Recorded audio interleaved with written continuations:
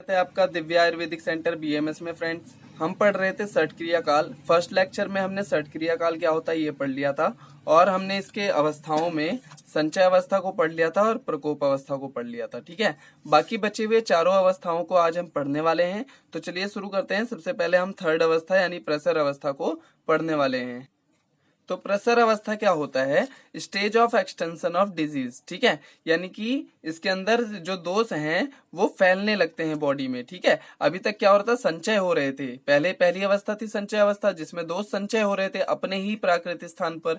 उसके बाद आई प्रकोप अवस्था। अगर संचय अवस्था में उनका उपचार न किया गया, यानी कि उनकी चिकित्सा न की गई, तो वो किस में आ जाते हैं? अगली अवस्था में आ जाते हैं, यानी प्रकोप अवस्था में आ जाते हैं। उसके अंदर क्या होता है? तो उसके अंदर दोष और अधिक बढ़ने लगते हैं और फिर वो बहुत ज्यादा बढ़कर उन्मार्गामी हो जाते हैं। ठीक है, इसके बाद अगर उसमें भी उपचार न किया जाए तो फिर ये तीसरी अवस्था यानी कि प्रसरा अवस्था में दोष आ जाते हैं, जिसको हम stage of extension of disease कहते हैं। यानी कि इसमें दोष पूरी बॉडी में फैलने लगते हैं। इस अवस्था में दोष आधे या पूर्ण शरीर में अथवा विशेष अंगों में मिलकर शरीर में प्रसर अर्थात फैलने लगते हैं। इसे प्रसर अवस्था कहते हैं। ठीक है, और फिर यहाँ भी विभिन्न प्रकार के लक्षण दिखाई देते हैं। जैसे अगर वात का प्रसर हो रहा है, यानी वात फैल रहा है अगर बॉडी में, तो पेट में गुड़गुड़ाहट होना, पक्वासे में वात वृद्धि आदि लक्षण होते हैं। ठीक है, और अगर पित्त का प्रसर हो रहा है यानी पित्त फैल रहा है अगर बॉडी में, तो सारे शरीर में दाह यानी कि जलन,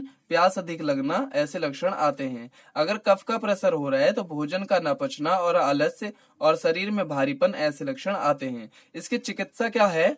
तो प्रसर अवस्था में चिकित्सा है प्रसर करते हुए दोषों को पुनः कोष्ठ में लाकर उनका शोधन एवं शमन करना, यानी कि दोषों को या तो वहीं पे शांत कर दो या तो उनको शरीर से बाहर निकाल दो। दूसरा है निदान परिवर्जन। ठीक है, इनके द्वारा हम प्रसरा अवस्था में दोषों की चिकित्सा कर सकते हैं। ठीक है, यहाँ पर निदान परिवर्जन का यही अर्थ है कि दोषों को उद्भव स्थान यानी जहां से वह उत्पन्न हुए हैं वहीं पर उनको शांत कर देना। अगर इस अवस्था में भी दोषों को शांत अर्थात उपचार यानी चिकित्सा नहीं किया जाए तो दोष अपनी चतुर्थ अवस्था यानी कि स्थान संश्रय अवस्था में पहुंच जाते हैं। ठीक है, चतुर्थ अवस्था है हमारी स्थान संश्रय अवस्था। इसमें क्या होता है?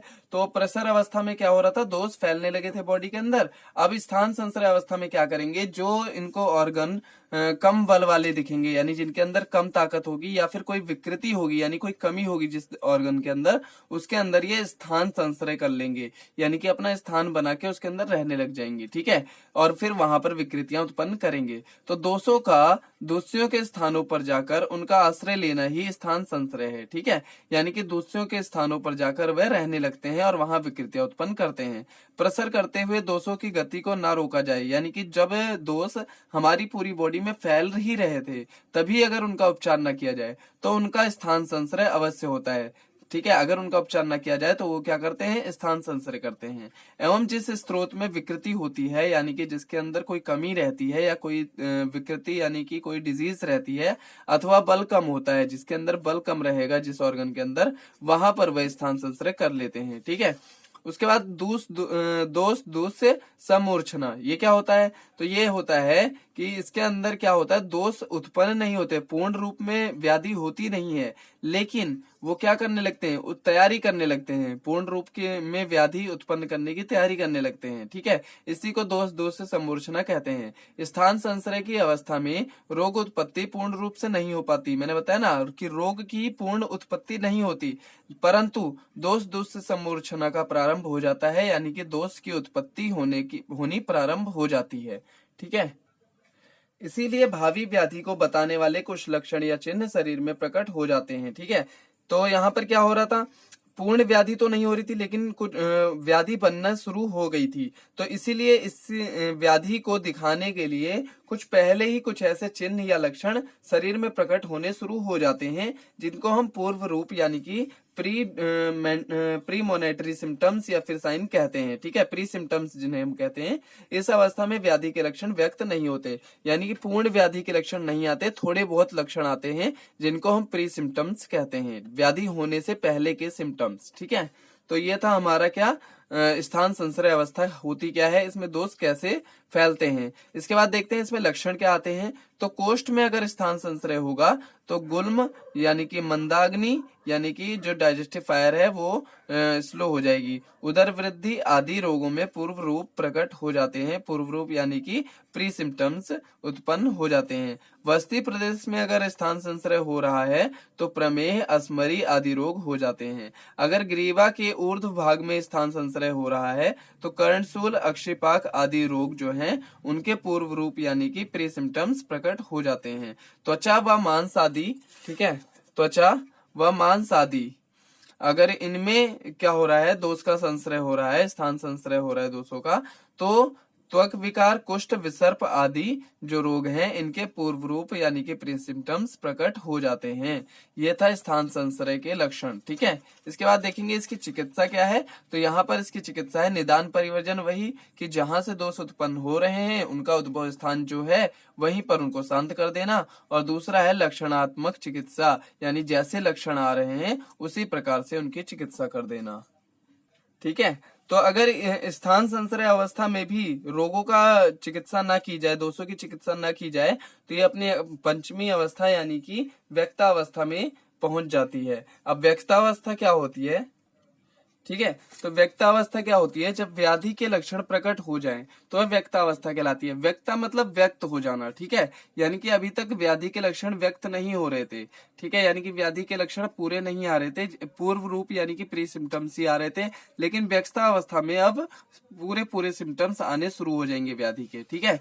व्याधि अवस्था के प्रकार दो तरीके के, व्यक्तावस्था के दो प्रकार होते हैं, ठीक है। एक प्रकृति समवाय और एक विकृति विषम समवाय। प्रकृति सम समवाय क्या होता है, यह व्यक्तावस्था जिसमें दोष एवं दोषियों के समान धर्मी परिवर्तन या लक्षण उत्पन्न हो, उन्हें प्रकृति सम समवाय कहते हैं, ठीक है। तो दोष एवं दोषियों के समान धर्मी परिवर्तन या लक्षण का अर्थ है यहाँ पर कि वात का जो गुण है वो क्या है कि वायु, ठीक है, वायु का चलना यानी वायु का संचरण। तो यहाँ पर जो दोष के जो मतलब लक्षण आएंगे, जो दोष के लक्षण आएंगे वो उसी के समान होंगे, ठीक है, यानी दोष के और दोषियों के समान ही होंगे, जो उनके गुण हैं वैसे ही उनके लक्षण भी आएंगे।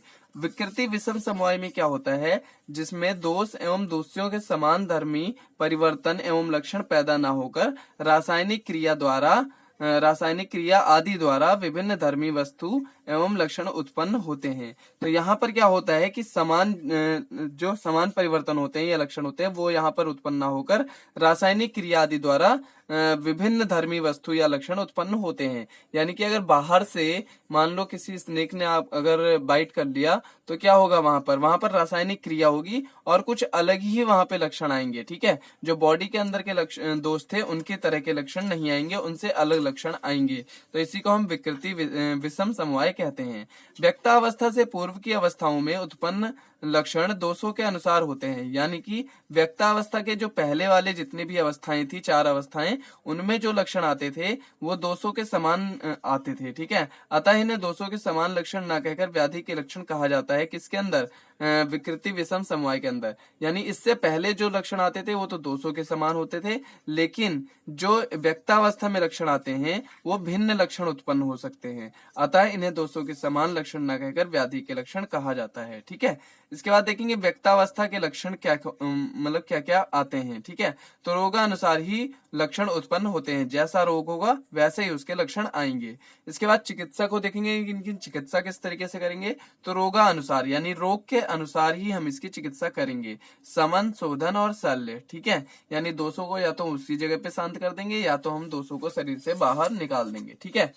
अगर यहाँ पे ये भी अगर हमने चिकित्सा नहीं करी दोषों की तो दोष जो है वो अगली अवस्था में पहुंच जाएंगे, जिनको हम कहते हैं भेदावस्था, ठीक है। भेदावस्था क्या होती है, तो रोग व्यक्त हो जाने पर भी यदि रोग वृद्धि की शांति के लिए उचित उपचार न किया जाए तो रोग की और भी अधिक वृद्धि होकर अनेक प्रकार के उपद्रव पैदा हो जाते हैं, ठीक है। अगर भेदावस्था के पहले की अवस्थाओं में भी अगर दोषों को या रोग को नहीं रोका गया तो भेदावस्था में रोग बहुत ही ज्यादा जटिल हो जाते हैं, क्रिटिकल हो जाते हैं, ठीक है। उपद्रव बहुत सारे गंभीर अवस्था इनकी हो जाती है दोषों की, ठीक है। तो यहाँ पर यही है कि गंभीर अवस्था होने पर अरिष्ट लक्षणों की उत्पत्ति की संभावना होती है, यानी कि गंभीर अवस्था हो जाती है रोगों की और फिर उनके अरिष्ट लक्षण यानी कि बहुत ही भयानक लक्षण आने शुरू हो जाते हैं। रोग चिरकालीन और जीर्ण हो जाता है, इसी को भेदावस्था कहते हैं। चिरकालीन यानी कि बहुत ज्यादा समय तक रहने वाला दोष, ठीक है, यानी कि वह रोग बहुत ज्यादा समय तक रहता है शरीर में, और जीर्ण हो जाता है यानी कि जल्दी ठीक नहीं होता। इसके बाद अगला है कि इसे धातुपाक अवस्था भी कहते हैं और इसे वर्णावस्था या भेदन अर्थात भेदावस्था भी कहते हैं, ठीक है। इसके बाद है असाध्य अवस्था का द्योतक। तो ये तो हमें पता ही है कि भेदावस्था में कोई भी रोग आने के बाद असाध्य ही हो जाता है। तो यदि भेदावस्था में भी उचित उपचार न किया जाए तो रोगों की असाध्य अवस्था उत्पन्न हो जाती है। हमने अष्टांग हृदय में पढ़ा था कि एक होती है साध्य अवस्था, एक होती है असाध्य अवस्था। साध्य अवस्था में रोग का उपचार करना, चिकित्सा करना थोड़ा आसान होता है, लेकिन असाध्य अवस्था में उसका रोग की चिकित्सा करना बहुत ही कठिन हो जाता है। तो फ्रेंड्स, यहाँ पर भेदावस्था यानी हमारी लास्ट अवस्था भी हमने पढ़ ली। तो इस तरीके से ये 6 अवस्थाएं थी जिनको हम षट क्रिया काल कहते हैं। ये बहुत ही इंपॉर्टेंट था। तो फ्रेंड्स, कैसा लगा ये लेक्चर कमेंट करके जरूर बताएं, और अगर आपको अच्छा लगा हो तो वीडियो को लाइक जरूर करना। तो फ्रेंड्स, मिलते हैं नेक्स्ट लेक्चर में। Take care.